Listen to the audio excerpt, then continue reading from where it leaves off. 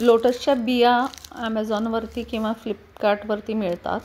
त्या तुम्ही ऑर्डर करू शकता. एक साधारण 20 बिया येतात. तर त्यातील असे तुम्हाला पाहिजे तशा 2 ते 4 बिया घ्यायच्या.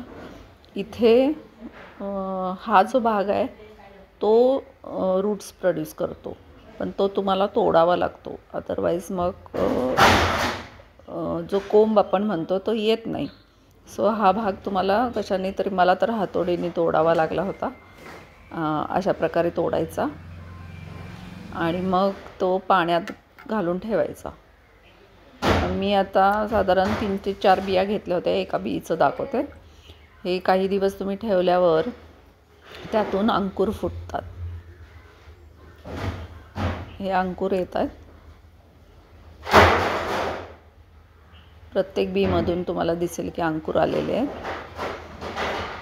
आणि काही एक 10-15 दिवस ठेवल्यावरती चांगले मोठं स्टेम तयार होते आणि त्यातून पान पण दिसायला लागतं. हे बघा, हे स्टेम आलेली आहे. पाण्यामध्ये अजून एक आहे, ते काढून दाखवते. हे बघा, दुसरं दिसतंय तुम्हाला.